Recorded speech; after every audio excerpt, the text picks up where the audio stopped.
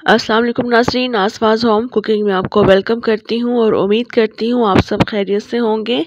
आज मैं आपके साथ प्याज और हरी मिर्च के सालन की इंतहाई मज़ेदार सी रेसिपी शेयर कर रही हूँ। जी हाँ, प्याज और हरी मिर्च का सालन। हो सकता है आपने ये सालन पहले ना बनाया हो और ना खाया हो, तो आपने इस रेसिपी को लाजमी देखना है क्योंकि ये बहुत सस्ती सी और आसान सी रेसिपी और किसी भी वक्त आप इसको बना सकते हैं। और इसमें एक ऐसी ख़ास चीज़ मैं इसमें यूज़ करूँगी जो इसके टेस्ट को बहुत ज़्यादा एनहेंस कर देगी और बिल्कुल अलग बना देगी इसको बाकी सालों से। तो आपने इस रेसिपी को देखना है और अगर रेसिपी अच्छी लगे तो लाइक ज़रूर करना है। तो चलें मज़ेदार सा हरी मिर्च और प्याज का सालन बनाना शुरू करते हैं।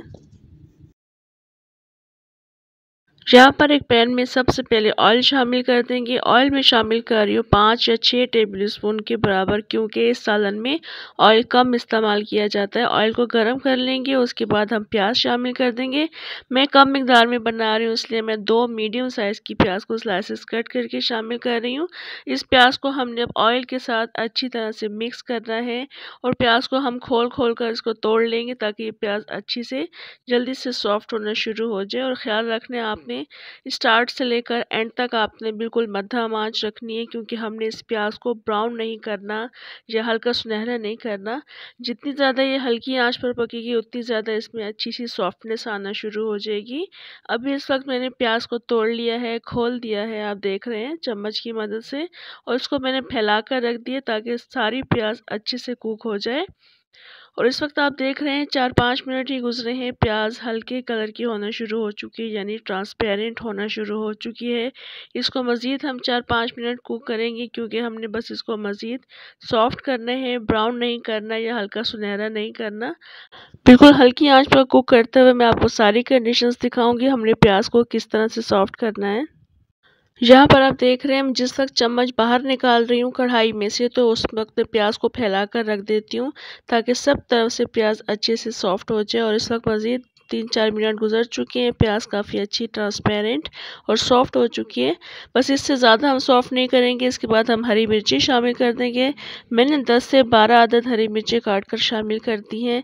और हरी मिर्ची शामिल करने के बाद भी हमने हरी मिर्चों को सॉफ्ट रखना है, यानी इसका हल्का कलर हो जाए हरी मिर्चों का, तब तक हम इसको कुक कर लेंगे। तकरीबन 2-3 मिनट इसको मज़ीद हम कुक कर लेंगे।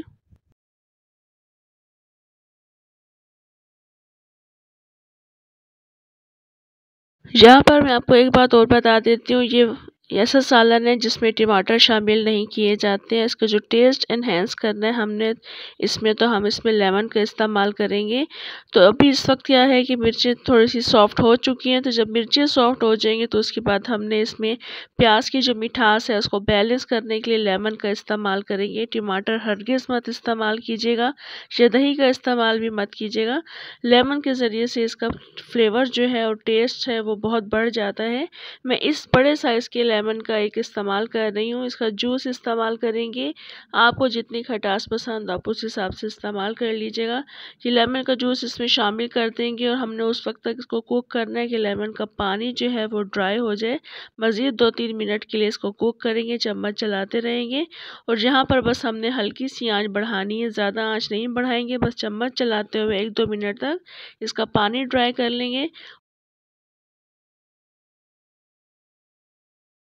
और बिल्कुल एंड में इसमें नमक शामिल करेंगे, हाफ़ टी स्पून शामिल कर रही हूँ। नमक शामिल करके मिक्स कर लेंगे। मिक्स करने के बाद दोबारा से कवर करके रख देंगे और फिर उसके बाद हम इसको डिश आउट करेंगे।